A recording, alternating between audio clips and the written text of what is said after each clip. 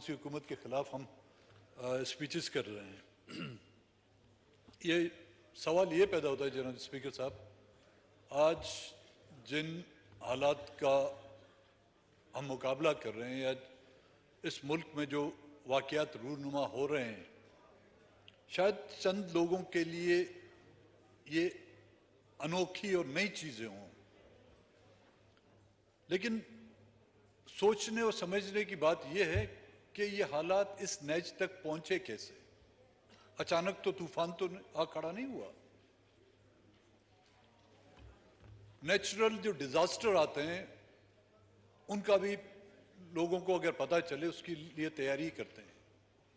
Earthquake का तो पता नहीं चलता। आजकल तो मॉडर्न ज़माने में सुनामी भी आती है। ये सुनामी नहीं जो आजकल चल रही है, जो कुदरती सुनामियाँ हैं, वो जब आती हैं तो पहले ही पता चल जाता, फिर उसको मुख्तलिफ नाम दिए जाते हैं। लेकिन ये जो वाक़यात हुए हैं, क्या ये एक दिन की पैदावार है? ये तो कई डिकेड से चली आ रही हैं। और अभी सिर्फ हम सब सर पे हाथ रखकर यही गाना गा रहे हैं कि ये क्या हुआ, ये कैसे हुआ और ये कब हुआ। क्या एक ही इस मुल्क में पैदा करदा मॉन्स्टर था है जिसको फ्रैंकेनस्टाइन कहा जाता है?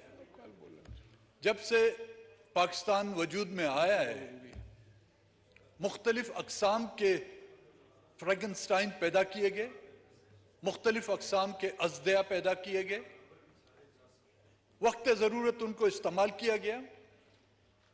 जब वो अपनी हद से तजावुज कर गए तो फिर कभी उनकी दुम पर पैर रख दिया गया या तो कभी उनके सर पर जो है पैर रख दिया गया। और कई ऐसे मॉन्स्टर जो है वो बना दिए गए। उन मॉन्स्टरों के तो सर कुचले गए हैं या उनका जो सॉफ्टवेयर है वो अपडेट किया जाता है। कईयों का मैंने पिछली मर्तबा कहा कि कईयों का जो मदरबोर्ड है वो भी ले जाते हैं। लेकिन वो जो क्रिएचर हैं जिन्होंने ये मॉन्स्टर बनाए हैं, जिन्होंने ये फ्रैंकेनस्टाइन बनाए हैं, उनके खिलाफ कोई आज दिन तक कोई कार्रवाई हुई? वो तजुर्बा गाएं जिन पर ये अज़दियां बनाए दिए जाते हैं, उन तजुर्बाओं के खिलाफ कोई कार्रवाई की गई? उन तजुर्बागाओं के डॉक्टर जिसने फ्रैंकेनस्टाइन बनाया था, डॉक्टर वॉल्डमैन, यहां पे तो कई आपको वॉल्डमैन मिलेंगे, डॉक्टर वॉल्डमैन मिलेंगे। हर अद्वार में आपको एक डॉक्टर वॉल्डमैन मिलेगा। वो वर्दी में भी होंगे, वो शेरवानी में भी होंगे, वो जजों की कुर्सियों पे भी बैठे होंगे और हमारे और आपके दरवाजों पर भी बैठे होंगे।